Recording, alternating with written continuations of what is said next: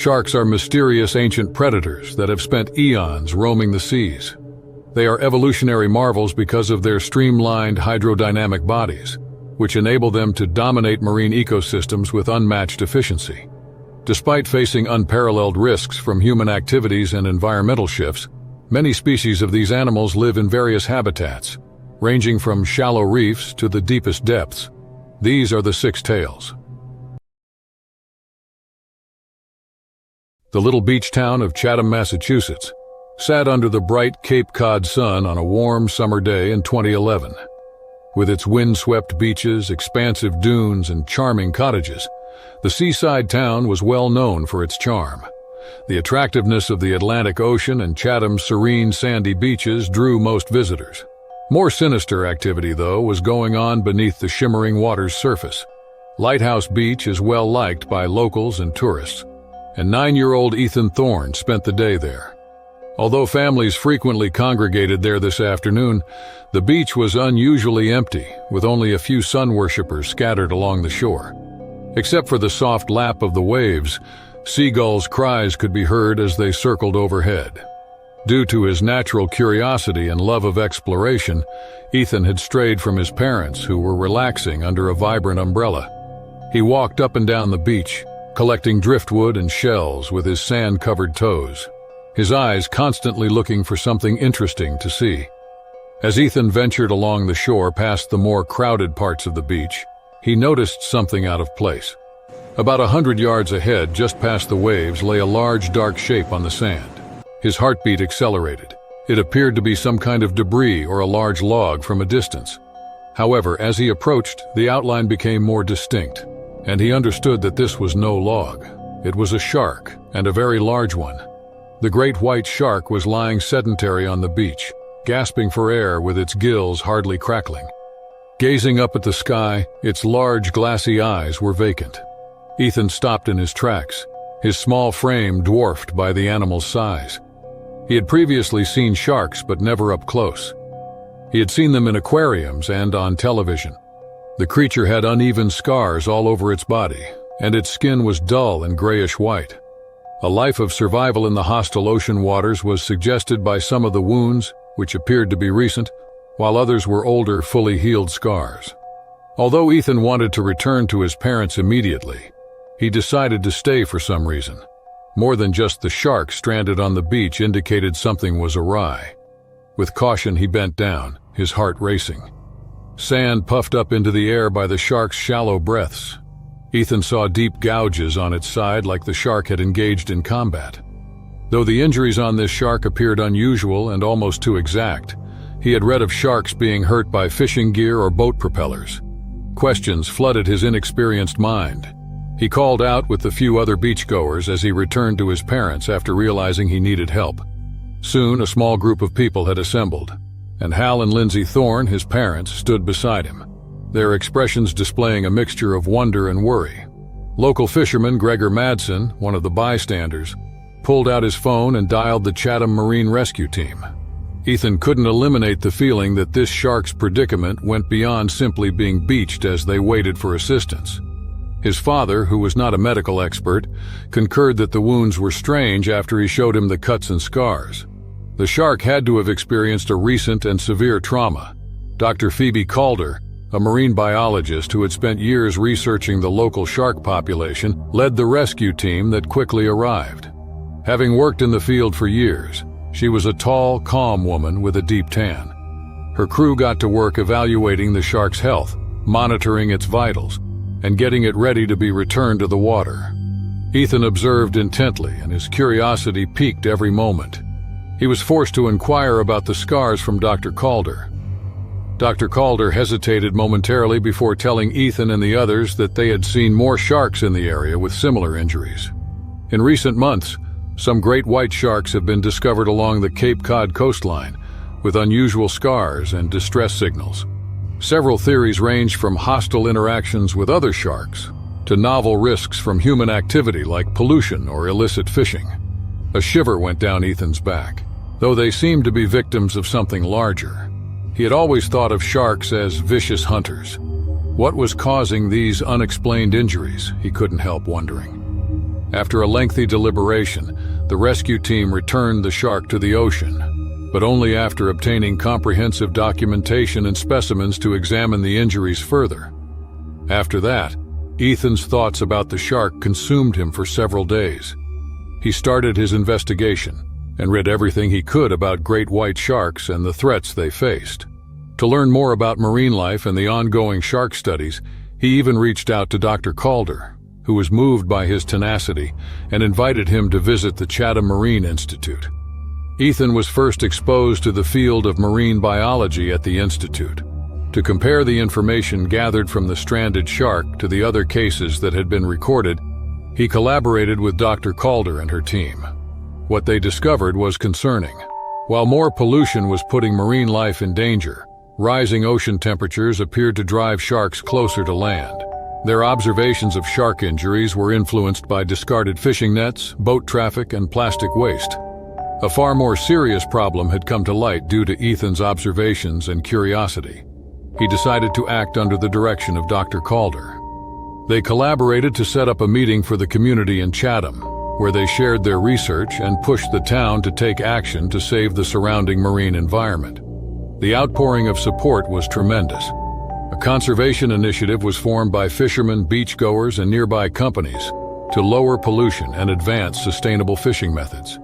Beyond Chatham, the movement gained traction with nearby communities and even bigger environmental groups. Ethan rose to some level of fame in his community due to his curious act, which truly altered things. His love of preserving the ocean had ignited something far greater, even though he was still a young boy.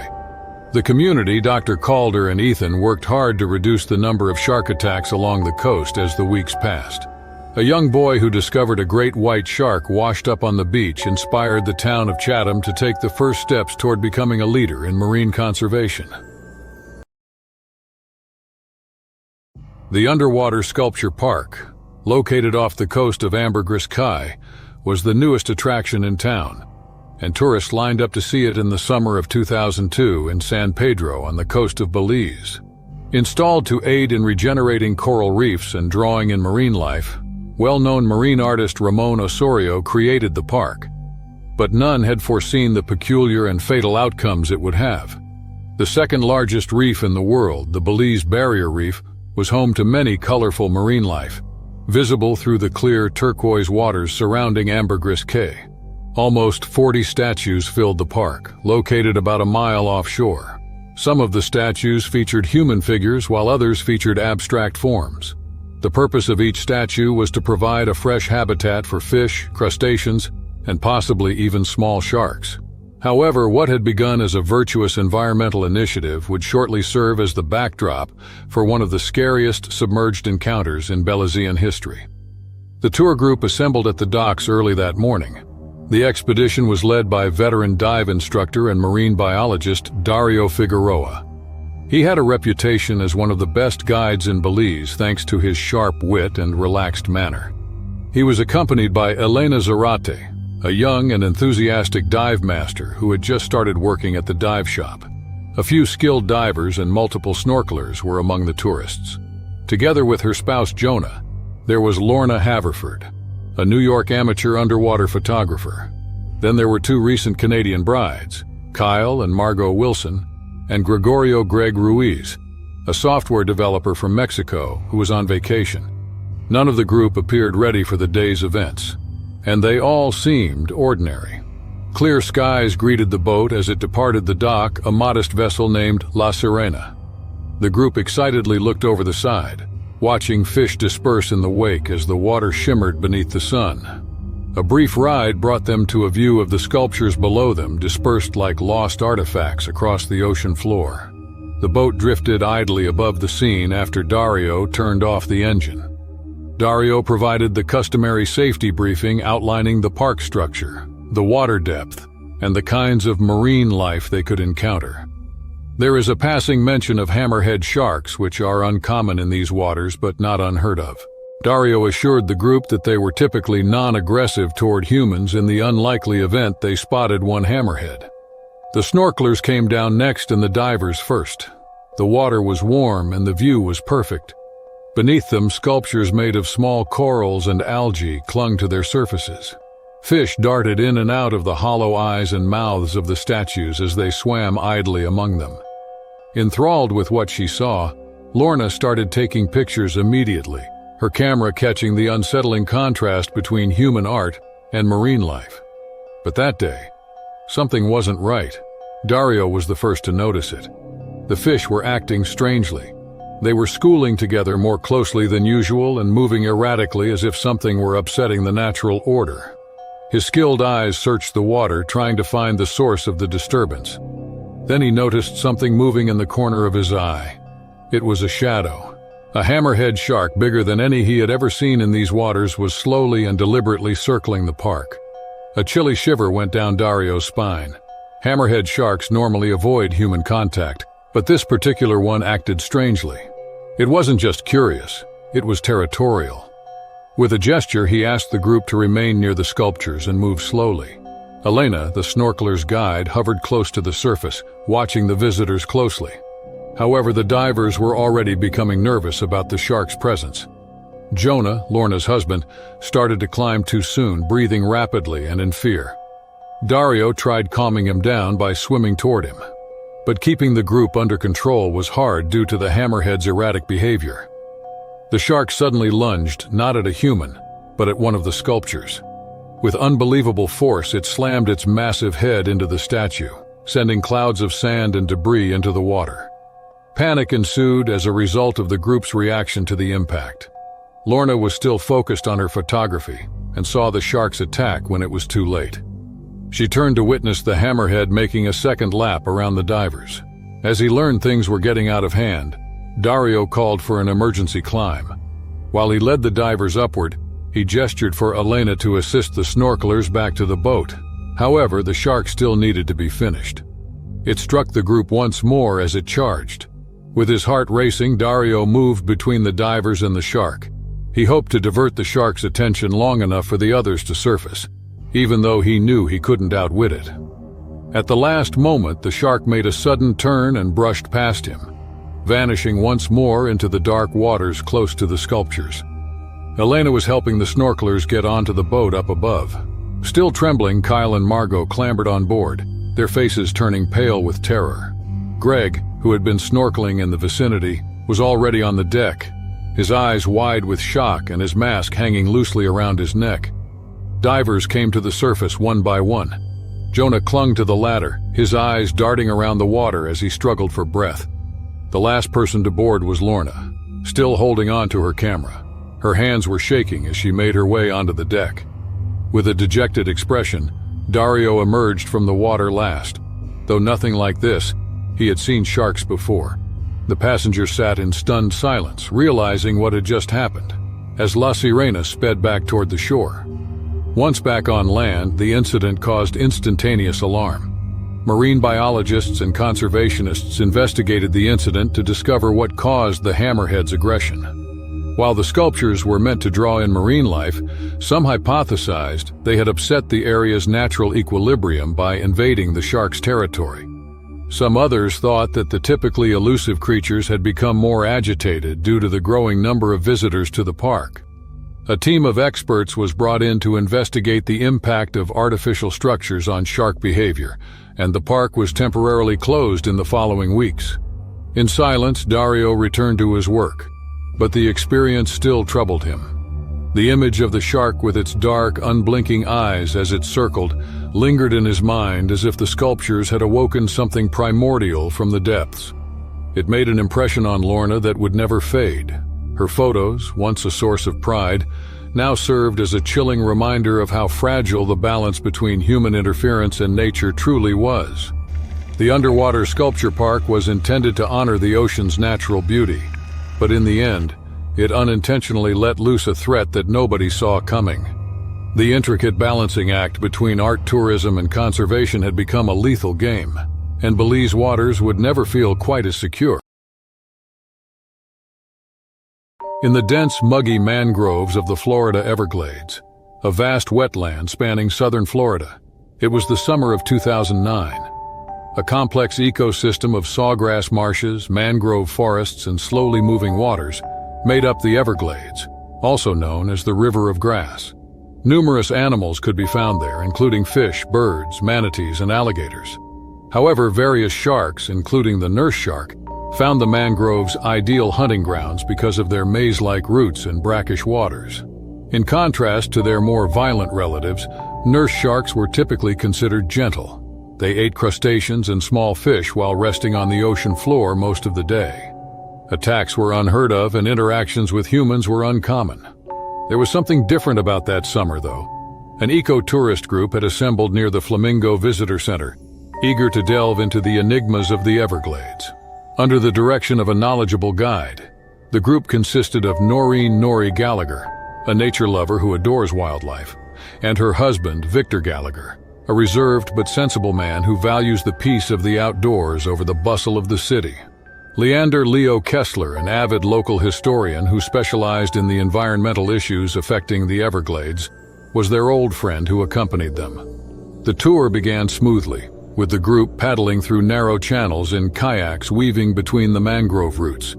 Herons swooping overhead, fish darting beneath the green waters, and the sporadic distant splash of an alligator left them in awe of the diversity of life surrounding them. Although nurse sharks were in the area, the guide assured them they were harmless, and everything appeared tranquil. Having led tours for years, the tour guide, Esme Rojas, was a native who had never witnessed aggressive nurse shark behavior. She discussed the threats to the Everglades from the environment, including increasing pollution, habitat loss, and the effects of climate change.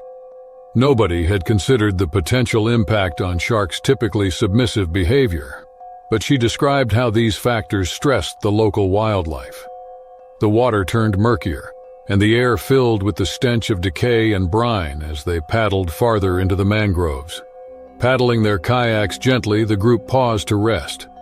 That's when Nori saw something out of the ordinary. A shadowy figure glid her kayak. The shadow was too big and moved too deliberately for her to believe it was a harmless fish initially. She glanced at Victor, but before she could respond, something startled her. Her kayak pitched her dangerously close to the water.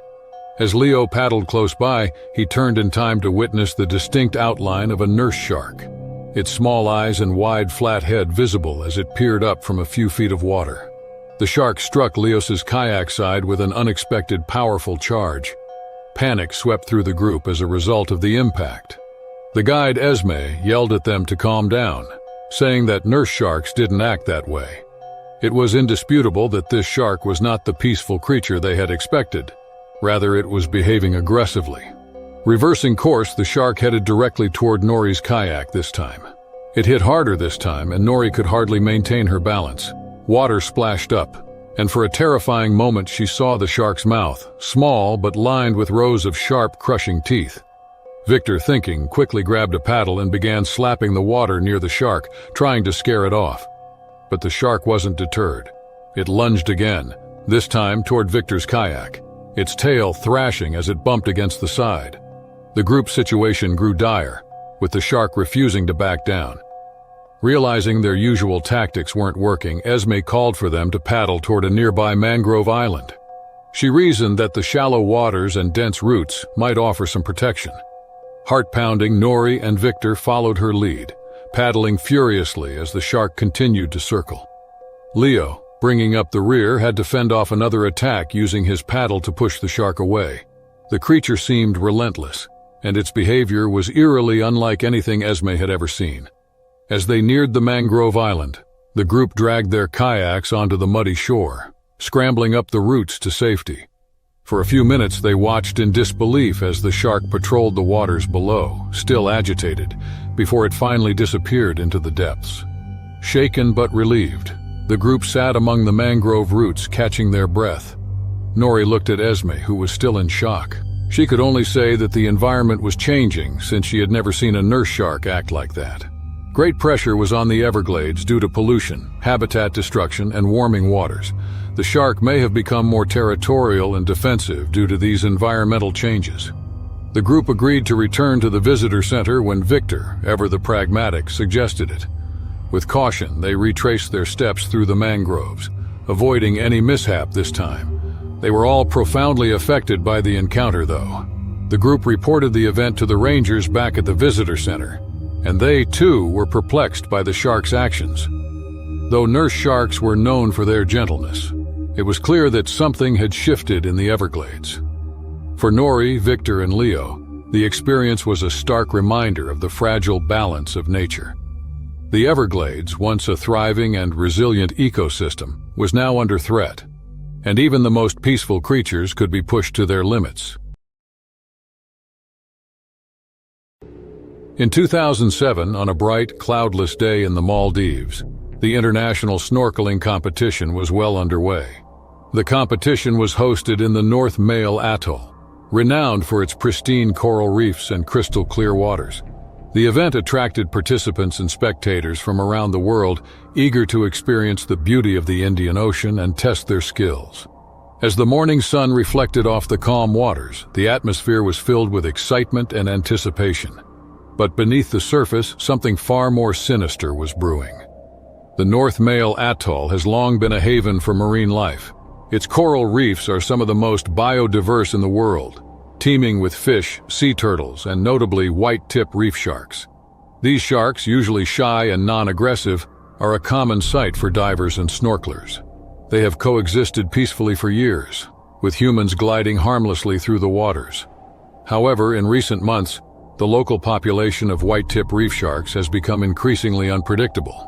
Marine biologists had noted changes in their behavior, but the competition organizers, eager to proceed with the event, had dismissed these concerns. Dr. Nola Khatri, a marine biologist, was one of the participants. Nola had been researching the consequences of coral reef degradation on aquatic ecosystems for years, making her an accomplished authority on shark behavior. She had come to the competition to collect information about the reef's condition, in addition to competing. Joining her was her colleague, a behavioral ecologist named Zephyr Thorne, who specialized in predator-prey dynamics in marine environments. As the competition began, Nola and Zephyr couldn't help but notice the eerie stillness in the water. Reef fish's typically vivacious activity appeared subdued. Unaware of the tension in the water, a handful of competitors had already delved into the deeper sections of the reef. The first indication that something was wrong was when a young snorkeler suddenly thrashed in the water far from shore, screaming for assistance. Thought to have panicked initially, other competitors soon started to thrash around, calling out for help. The event director, Lyle Earhart, leading the group, initially believed it was just nerves or tiredness from the safety boats. However, when the panic spread and more swimmers struggled, it became apparent that there was a serious problem. The ordinarily circumspect and subdued white-tip reef sharks were now aggressively circling the participants, knocking into them and occasionally biting. Chaos erupted as the sharks began to swarm, usually no more than 4 or 5 feet long. Their sleek, slender bodies darted through the water with unnerving speed, their behavior far from their typical passive nature. Lifeguards and safety personnel scrambled to pull participants from the water, but the sharks seemed to be everywhere at once. Several competitors were already bleeding from shallow bites, which added to the frenzy in the water. Nola and Zephyr, still in the water, quickly realized what was happening. The sharks weren't attacking out of hunger or malice, they were stressed, likely due to the deteriorating state of the reef. Overfishing in the area had disrupted the food chain, and the coral, which had once thrived with life, was slowly dying due to bleaching and pollution. The sharks, deprived of their usual prey and shelter, reacted to the sudden influx of humans in their territory. As Nola swam back to the boat, she noticed the coral beneath her was in worse shape than she had feared. Large sections were bleached white, starkly contrasting the vibrant colors it should have had.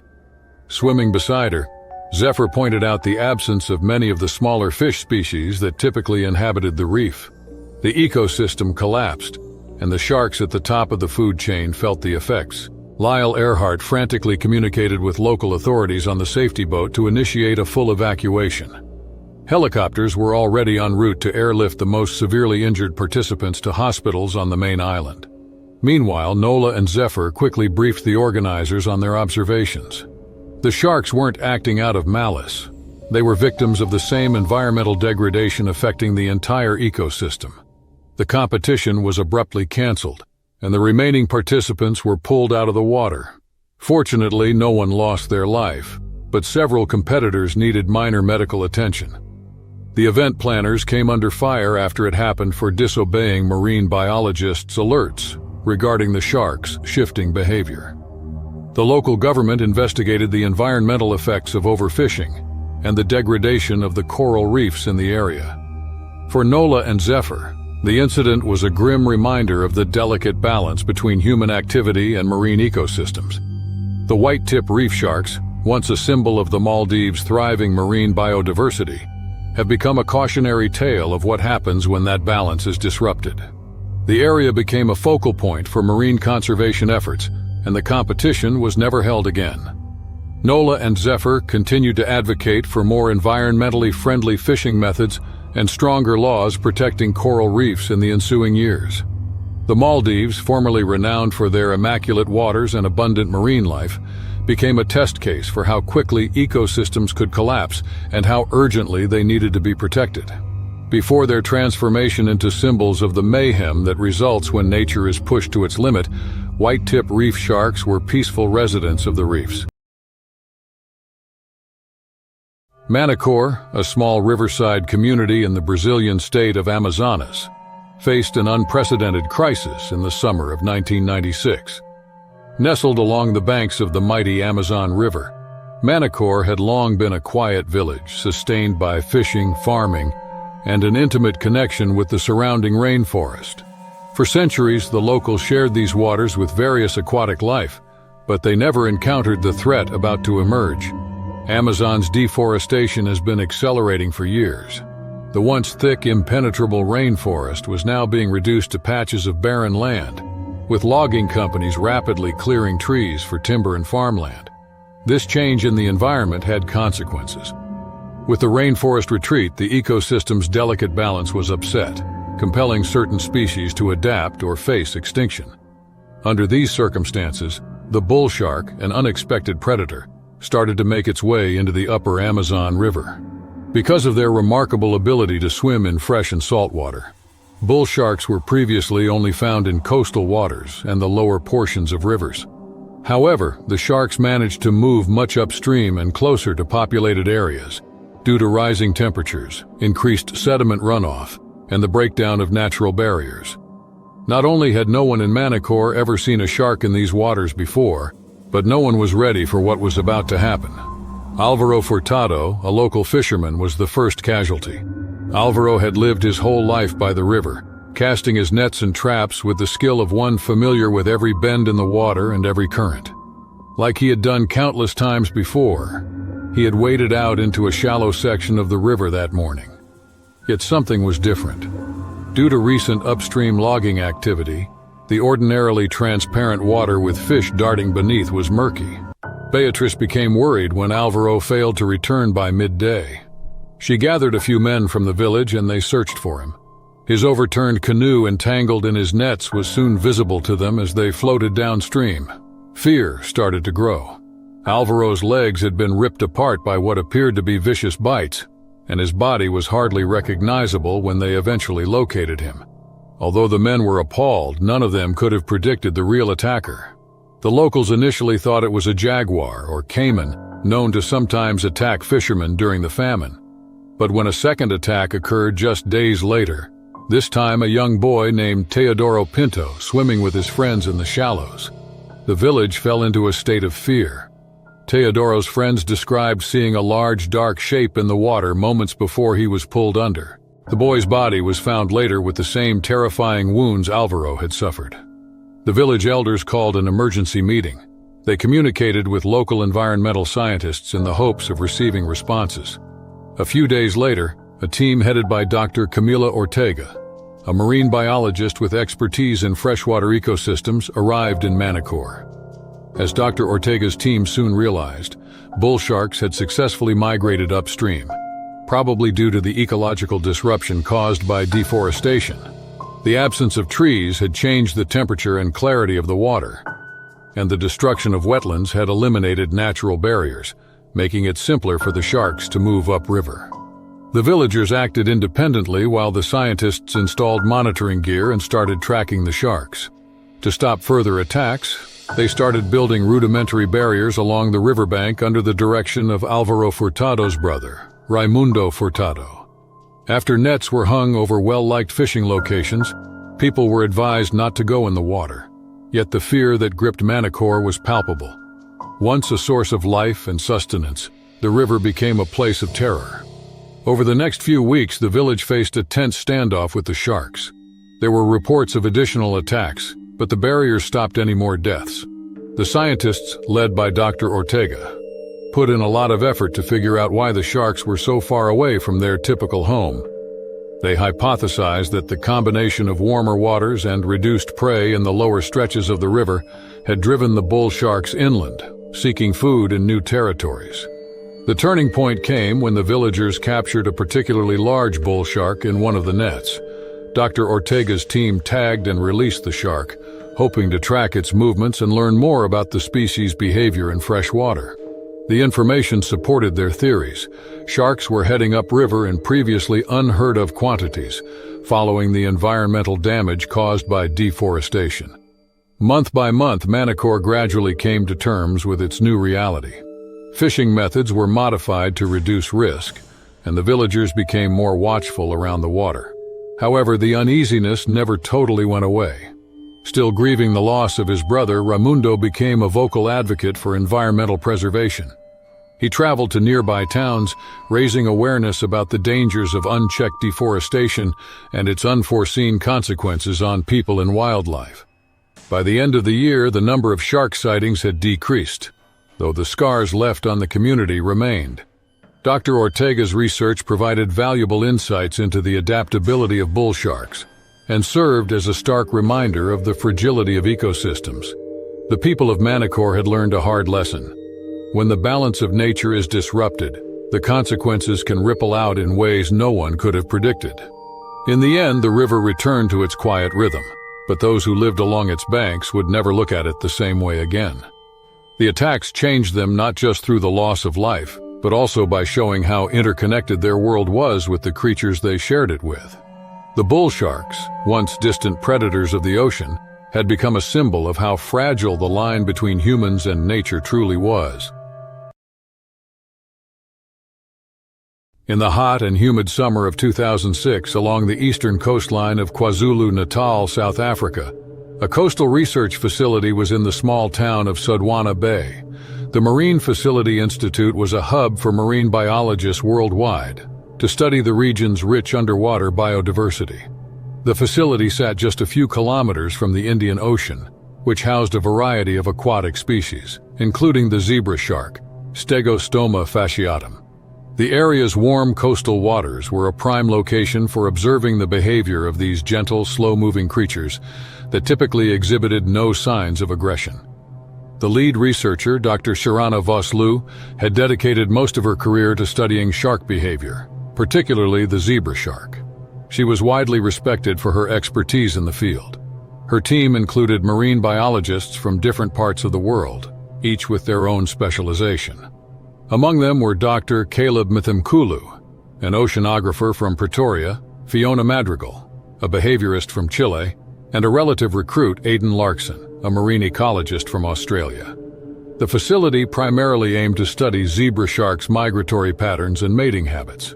Because they are usually calm and non-territorial, zebra sharks made excellent subjects for up-close observation, as Dr. Vosloo had observed. To track the movements and interactions of the sharks, the team typically dives into reef areas just off the coast. Here they had positioned buoys equipped with cameras and tracking tools. But odd things started to happen by the middle of the year's first month. The first incident occurred subtly. An uncharacteristically aggressive zebra shark lunged at one of the underwater cameras, causing it to come loose from its mooring. The group wrote it off as a fluke at the time. But something was wrong when it happened repeatedly, with multiple zebra sharks ramming into the equipment. The sharks, ordinarily indifferent to the presence of divers or monitoring gear, were becoming erratic. Dr. Vosloo and her team were perplexed. The zebra sharks were not known for this behavior, and it was out of character for them to display such territorial aggression. The situation grew increasingly dangerous when the sharks circled closer to the divers. Fiona, who had been in the water observing sharks' feeding habits one afternoon, narrowly escaped when one of the sharks charged at her, forcing her to retreat to the boat's safety. This level of aggression was unprecedented. The team gathered in the facility's control room that evening to review the footage and data. The shark's aggression had escalated over the previous 2 weeks, and it was becoming clear that something was seriously wrong.